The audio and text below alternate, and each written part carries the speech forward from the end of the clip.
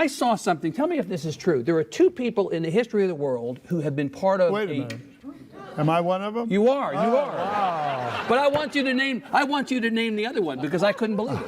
There are two people in the history of the world who have been part of a European basketball championship, have won an Olympic gold medal as part of an Olympic team because you also played for the United States in the Olympics, won the gold medal, and won an NBA championship. Two people in the world. Yeah. European championship, NBA championship, gold medal.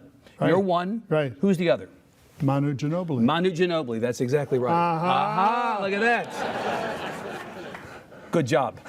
I was overwhelmed by seeing all these accolades in your bio again. Of course, I know them, but to see them all side by side is pretty remarkable. So you made the decision to run against Al Gore. Al Gore had been the sitting vice president in 2000. Now, the end of the Clinton administration didn't go quite so well, right? You had impeachment. We'll come back to that.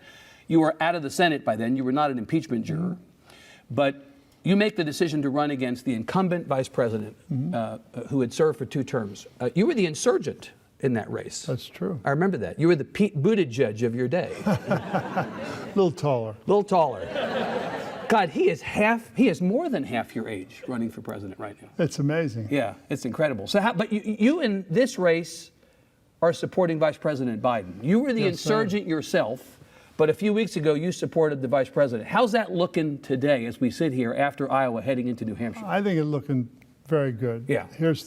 I've known Joe Biden for 42 years. Served in the Senate I've together? seen him from the Kremlin to Congress, through his personal tragedies and also through his political triumphs. I know that family and faith have shaped his life, and I believe he is the only Democrat running who can beat Donald Trump.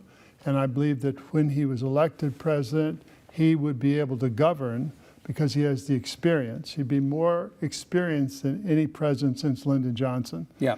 And to me, that's a very important thing. The other aspect is that, we're dealing with Donald Trump, who appeals to the worst in us.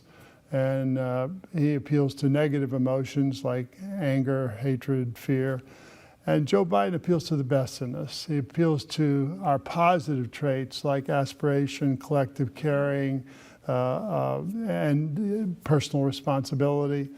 And he is someone, I've just urged people, if you want to know who Joe Biden really is, go on YouTube, look at what he grappled with 2 nights ago at a town meeting about stuttering.